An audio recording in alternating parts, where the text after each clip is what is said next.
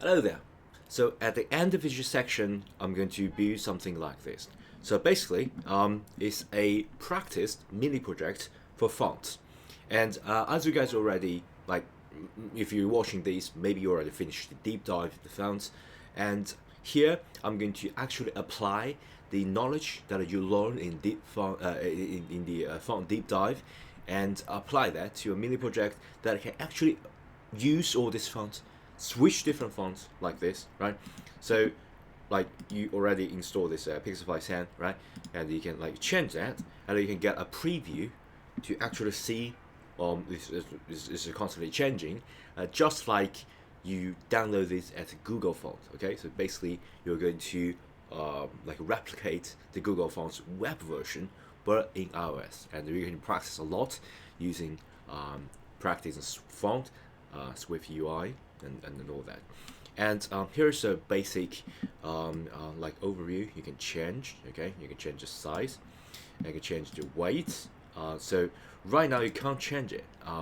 Yeah, I'm going to show you how to like lock the changes, because certain fonts will have certain options. So for example, if you got this San Francisco Pro, you can actually change to say heavy, and you get like more options to choose from. So you can learn how to actually handle different fonts, got the different options. You can handle that. And italic, something like that, you can like it's italic, you know. But if you switch it back, you will just get the like everything just be grayed out, and you can only change the size because it's a specific font that you download it and customize it in your app.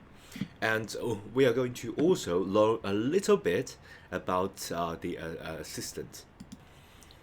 So basically, it's a dynamic type support. It's a kind of a accessibility option that user can actually set. And if user set accessibility here, let me show you. Sets the just wait a bit. Accessibility here, and then we got this say text size change. We are going to like a bold text, a large text, or all that. You can actually change the large text. Apps that support, right? Look at here. Apps that support dynamic type will adjust to your preferred reading size below. So you can actually apply this to your app and make your text actually a dynamic type. So when users say they can't see things clearly, or they prefer to see things like a bigger, they make it bigger, make it bigger. Okay, so for example, let me just make something crazy like this. If user prefer this, okay, and if you go back here, the text and the accessibility text preview will get pretty big. And yeah, that's basically how I'm going to yeah, demonstrate it. Of course, you got also the built-in text info. Okay, you got like all sorts of built-in text demonstration on a quick preview. Okay, so that will be fun. Let's get started.